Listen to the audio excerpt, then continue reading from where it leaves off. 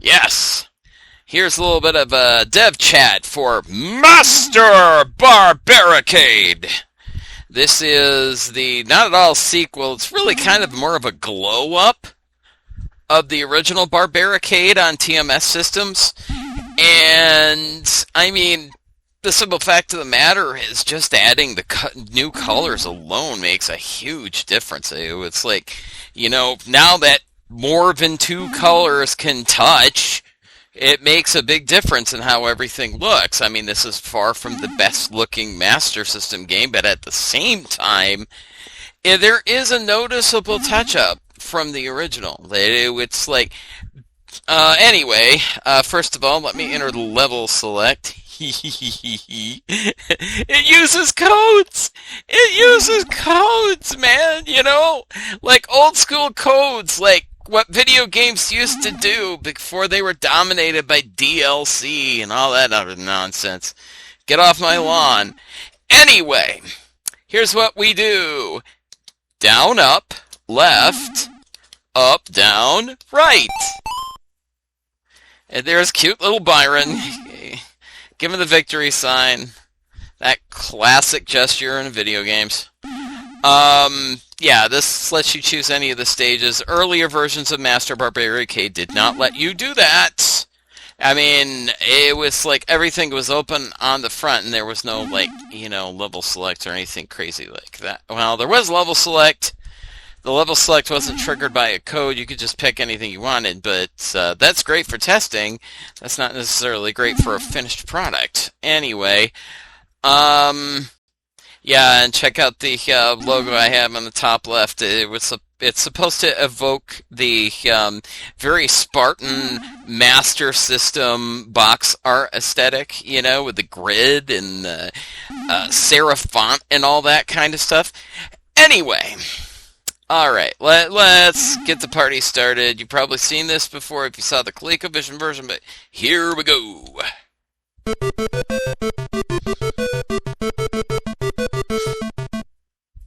Using ASCII art for the sweat. Come on, just jeez.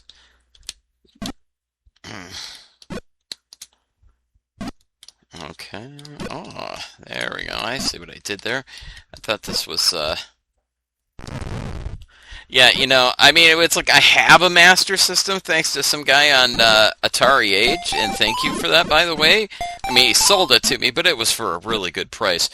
Anyway, unfortunately, it's a special slice of hell trying to play old-school video games on a modern LCD television set, It's like, I'm not really down with that. I'm just kind of like, you know what, screw it. Just give me emulation, which is what I'm using to play this. It doesn't make a meaningful difference, usually. Mad Ball and bonus. Okay, so very easy to get early on. Not so easy later. Okay, well, as you've noticed, it was like each of the icons here, or each of the blocks here, has its own, added detail to let you know what it does. The smiley faces, which blink before the game starts. I hope people notice that. I mean, it's the little things. Anyway, yeah, it was like the blue blocks just shatter like ice. The red blocks have a symbol of a knife on them to indicate that they contain stabs. And the yellow meteor bricks, they literally have a down arrow on the bottom. It's like, I think Parrish has talked about this at greater length, but, I mean, there's a certain technique to telling the player how things work in a video game before they even start playing. For instance, a really classic example is Super Mario Brothers. It's a simple game, but the thing is, it tells you what you need to know as you play it. It was like the soft, squishy mushroom things, the Goombas, of course. Oh, crap. Those are killable with stomps. The turtles are also stunnable that way, but because they have the shells, they can't be killed that way permanently. And then you get, like, to the beetles, or whatever the fuck they're called. Pardon my language. It was like, and of course, I mean, you can knock them over and kick them like the turtles, but you can't actually kill them, and they're invulnerable to fireballs. You know, it's like, and they kind of have like this, you know, bulletproof looking shell that tells you, hey, you know what, you can't kill these guys. It's not possible.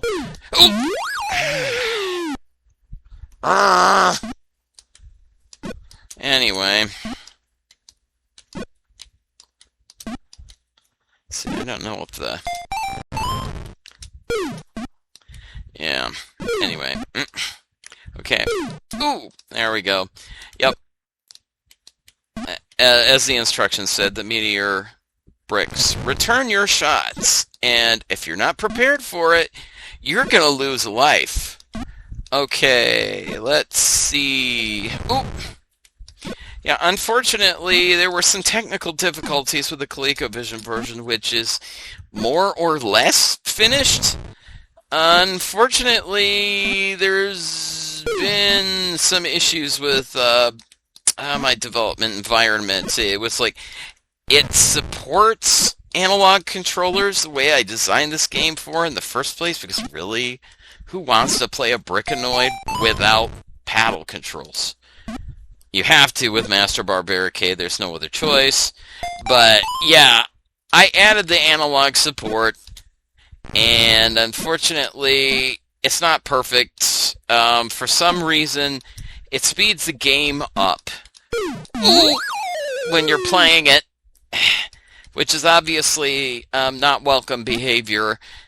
And what that ends up doing for the player is, oh crud, oh jeez. Oh, I don't even remember what I was talking about. That's what I get. Oh! Alright. Oh, go you dingle Fritz. I mean, yeah, somebody else was complaining about this game having the same problem as other Brickanoids, or Breakanoids, I should say. I'm gonna try to make that a thing, you know. Let's see. Like Metroidvania! But, anywho... Yeah, it was like, kind of the nature of the beast with games like this is that you're basically bouncing the ball about a dozen times to hit the last brick, and I've been thinking of ways around that. Finally! Okay. See, this guy, this stab block is going to be really hard to get. Oh, there we go. I'll get the squeeze play bonus for that. It fell as far as it could. And Diamond is unbreakable. Oh. Anyway. Ooh. Oh my god! Oh, sorry. Hey man, I was on the JoJo's Bizarre Adventure tip way before anybody else, thanks to that Capcom arcade game, which wasn't fantastic gameplay-wise, but man, oh geez, did it have style up the butt. Oh, there we go. What was that one? Yeah, well, it's okay, because guess what? I have the level select. Once you have the level select, you can pick any darn level you want, except the secret one, Clean Sweep. More on that later. What was this? Concrete Stages. Oh, Fix Up the Mix-Up! I love this one! It was like... Basically, it's designed so that every brick is a hybrid, and if you hit it in just the right place, you'll get rewarded. If you don't, you'll get a stab, or it'll be a meteor ball, and nobody wants that. Anyway, I'll tell you something. These stabs, they were giving me a hard-ass time. Oh, okay, there we go. Oh, okay. I didn't hit it at the right angle. Come on, come on, come on, come on, come on. Yes! Give me the coin! Give me the coin! There's good risk reward in this game. That's what I always aim for because, you know, I mean, a game this, you know, from like 1986 technology, which is this is basically running on, you know, it's not going to have a lot of whole style to it, especially one in this genre. I had to modify that slightly to make it work on Master System, but you know what? I kind of like it better. Slim gets split in half, and the two halves look at each other cross-eyed. I mean, you know, you can do this kind of stuff, you know, in a video game, and so few people do, and, you know, it's like it just takes a little bit of extra work to be able to make a game fancy, you know? And, you know, no game is ever, like, completely free of jank, but, you know, that's always a good goal to go for. There we go. Got it.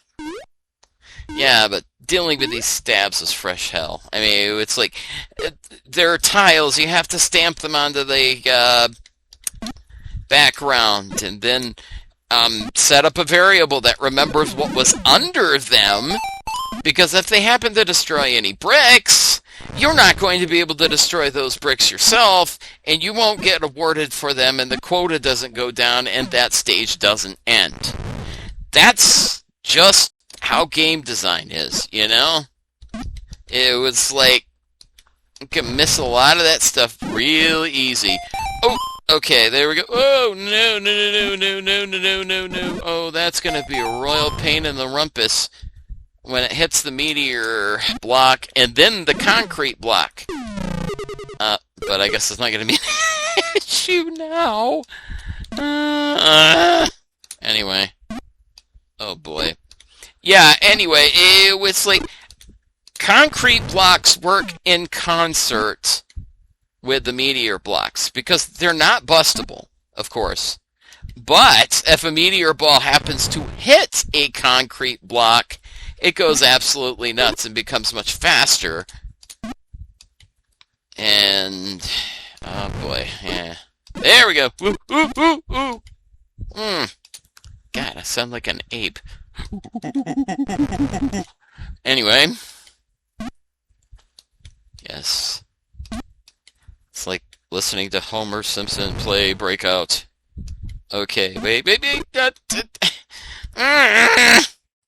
Yeah, anyway, one of the solutions I had for those stubborn, hard-to-reach blocks, and it wouldn't help here. Come on!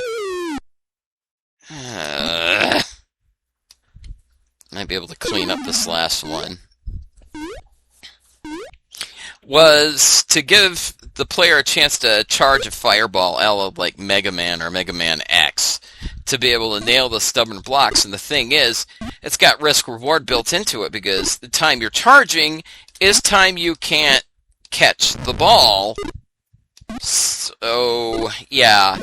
I mean, I don't want it to be a situation like Arkanoid, where you're just like, you know, firing off lasers as quickly as you actually have the, that sucked. As quickly as you have the laser, you know? And, oh, no! Let's not do that. Okay. The great thing about the coins is they were worth a lot, and of course you get a big old shiny bonus point label. I like these. I don't know. They've fallen out of fashion because nobody does score anymore. Oh, come on! Ugh. It descended too far. There was no way I was going to get that. The Donut of Doom really was my doom. I gotta figure out exactly where I was from that point. Let's see. We're gonna say 8. Ooh, welcome to the machine. This one is rough. Partially because the ball likes to sneak between the nearly invisible gap between The concrete. Ooh. Ah! Anyway. You can see where the smiley face blocks are. Okay, dang it, get up there! Yeah. See, again, it was like a chargeable shot. Wouldn't really help you much when the... Oh!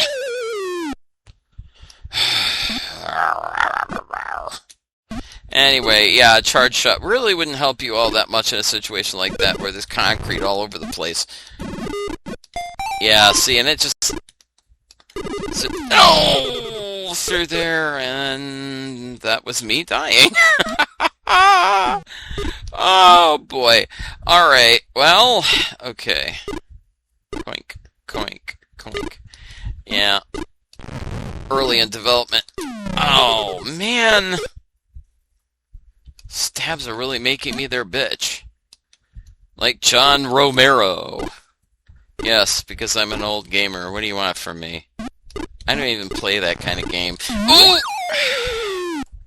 Okay, mental note. Don't play Welcome to the Machine. There are slight balance issues. It's one of those things I'm going to have to manage later on here. I mean, the game is mostly finished. It's like a place from start to finish. You don't get a level select unless you get it through the... What is it called? The hidden cheat code. You know what? Let me see if I can remember the code for clean sweep.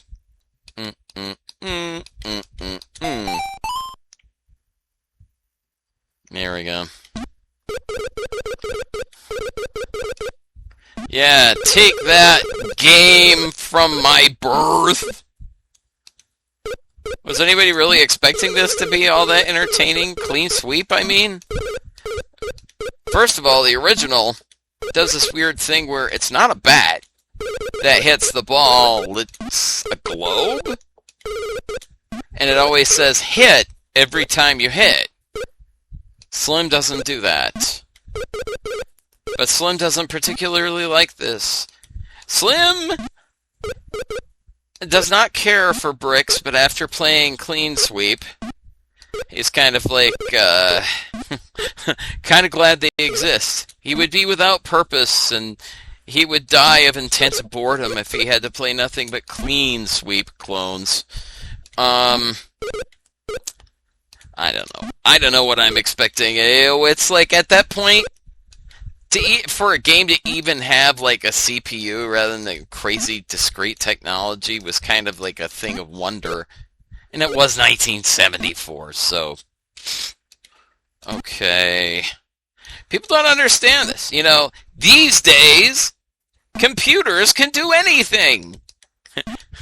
You know, in the 1980s, it was damn hard to get a computer to do anything. And stuff that seems trivial now was, like, innovative back then. It was like, wow, we have Windows. We can use more than one application at a time without having to shut down one and go to the other. Multitasking, ooh. I mean, Amiga already had that for years and years, but, you know, unfortunately, history is not often given to the innovators. And that's like the Thomas Edisons and the Elon Musks. God, he's a trillionaire now. That's scary. Okay, let's see. Oh. Okay, now, see, this is part of the reason this is so obnoxious. Just hit the stupid purple thing already. Thank you. Yes, you're right, Slim. That did indeed suck. Yeah, as you can tell, not big on the clean sweep. The clean sweep is not my friend. Alright, let's see. And I gotta go get a drink, see. Okay. Alright. Round 10. Ow! I was like, I don't know what I'm complaining about. I'm the one that made it. Anyway, this was absolute hell early in development when stupid when the concrete blocks didn't act the way they were supposed to. Yeah, this is going to end up hosing me big time. Anyway, I eventually had to put that gap in there because it was impossible to feed the ball into the side. But yeah, it's like, I've done some quality of life improvements for this game, and games like it. And basically, oh, please, please, please, please, please, please hit it! Ah, no, no, no, no, no, no, no, no, no, no! Oh, arg!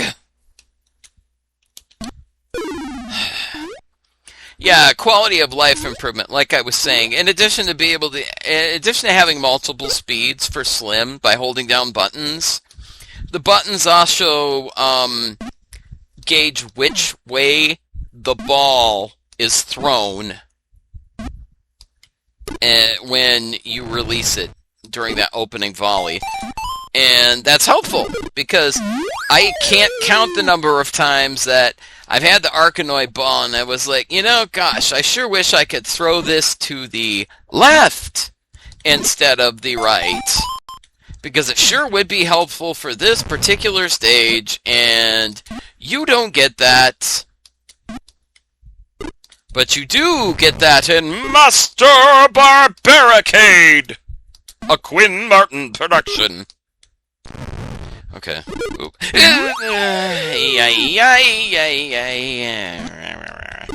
See, now, the left button is supposed to fire the ball left, and the right button is supposed to fire it right. But I'm not sure if it's properly mapped, and I'm going to have to check that against a real Master System, and right now I'm not doing that.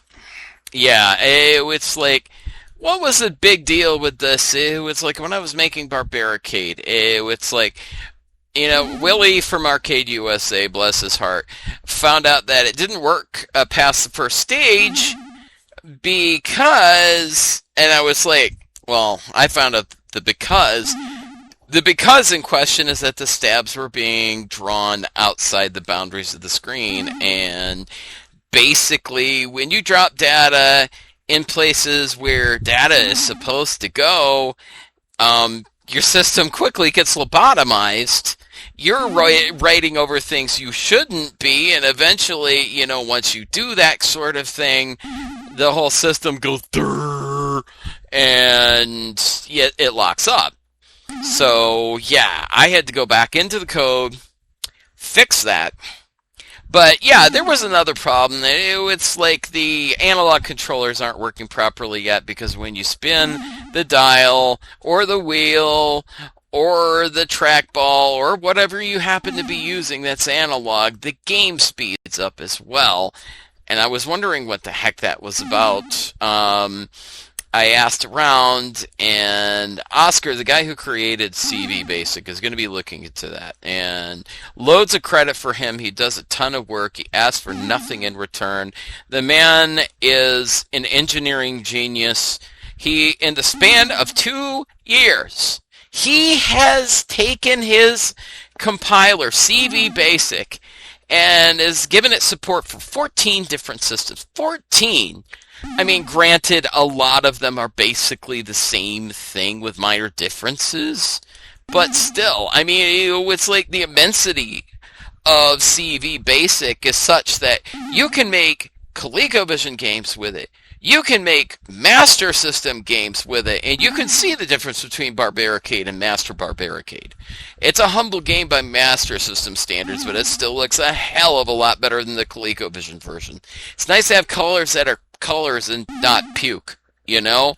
But yeah, it's like, you can make a Master System game with CV Basic, you can make a ColecoVision game with CV Basic, you can make an MSX game that's doomed to lose in a contest with CV Basic. I mean, you can make games for systems you didn't even know existed, and you know all the systems, or so you thought. You can make a game system for the SBI, which is like a proto-MSX by Spectrum Video. They're the guys that make those crappy Bondwell joysticks, including the one that looks like a giant boob that you get for your NES. And I swear to you, my brother actually sat on the thing and said, I could play Super Mario Brothers using my butt and get farther in the game than using my hands with this miserable controller. He was right. Do not get the Bondwell Spectre Video boob controller for the NES. It will only end in pain and tears. Anyway, yeah, it's like, it works with that system. It works with a sword, whatever the heck that is. It works with the NES now, and that's kind of a big deal because your only options for making an NES game was NES Maker. I own that. I have yet to use it. Or assembly language, and hell no to that. But yeah, I mean, it's like, whenever a basic compiler is released for a game system, it tears down walls, eliminates gatekeeping, lets players make their own games if they otherwise wouldn't have the ability to do it. But it's their brainchild. It's their ideas. It's not AI. I mean, it's like, I like BASIC. BASIC is a programming language that's designed for people to understand because it speaks their language literally. I'm not really crazy about the whole idea of, individually flipping 60,000 switches in, my computer or game system. It's kind of nice to actually know what I'm doing, and, it's like REM statements, remarks, absolutely essential, because these games, they get big. They get really, really big. This is just 40K at the moment, just about to tip over into 48K. But still, that's 48 pages of data and graphics and sound and whatever. And, when you're building a game, especially on a machine this old, it's like putting together the tiny screws and gears inside a watch. It's like, this doesn't happen with a lot of work, without a lot of careful attention to detail, and I don't think people understand that. It was like, in making games using CV Basic has been an education for me. I mean, it's like, somebody from a long, long time ago called me King Coleco due to my knowledge of the ColecoVision game system, which is odd because I don't actually like the ColecoVision that much. It's even more odd that I've made 5 games for the ColecoVision at that point, the system that I prefer the 5200 to. But the simple fact of the matter is, it is so easy peasy to design games for ColecoVision. There's not much there in the first place. You could do some rudimentary effects. Usually it's basically just like emerging from the screen in like 8-pixel increments like I was doing with, I want to call it Let's Make I'm not going to call it Let's Make Lucky Star. It's Fremantle, don't sue. Anyway, let me see. I don't know what the limits are to YouTube videos. If I'm going to have to cut this short to 30 minutes, or if I could just keep yakking on. But, I mean, I guess the video ends here. If I can't make it longer than 30 minutes, if I can make it longer than 30 minutes, then you get the boss. If I can get this to start. Yeah, I don't think people get the jokes behind this. It was like maybe a little too Gen X, but It's a breakout clone. If you don't get it, I mean, learn.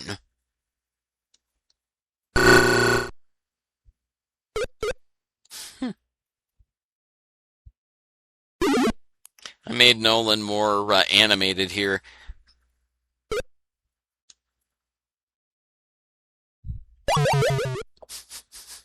And Slim, too, of course. Impertinent, too!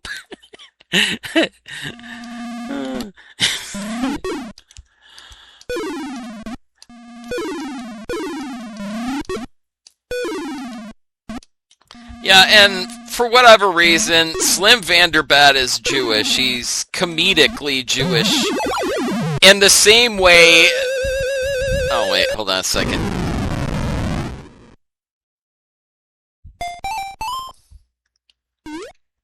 He's comedically Jewish in the same way that pirate from the Ratchet and Clank minigame was. You know, he's talking about his bar mitzvah, and you're like, hey, what? He's a robot from a future space-time. Do they have Christianity or Judaism here? How is any of this even possible? And it was like, I thought it was just kind of amusing that, you know, a Slim Vanderbat just decides out of the blue to go to a bat mitzvah expecting to find hot bats to date. And unfortunately, all he finds are unappealing 13-year-old girls. And it's like, wait a minute, this isn't what I signed up for at all. Yeah, in a roundabout way, he becomes Jewish. Because it's completely ridiculous that a bat from a breakout game, or breakanoid as I call this, it was like, would change religion. I don't know. Maybe he just likes the latkes, although he doesn't actually have a mouth to eat them. Like I said, he's comedically Jewish. It's like it doesn't really matter in the end, ultimately, but it's like, I just found it amusing.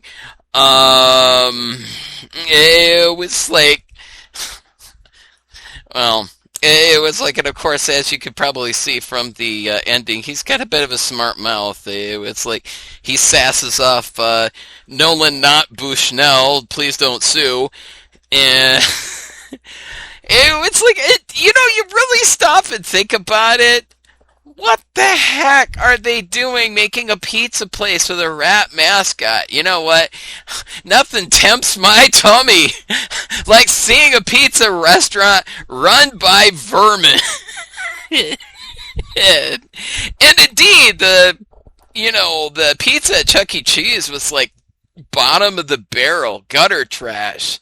So bad, even Joe Exotic wouldn't feed it to his tigers, man. And you know what?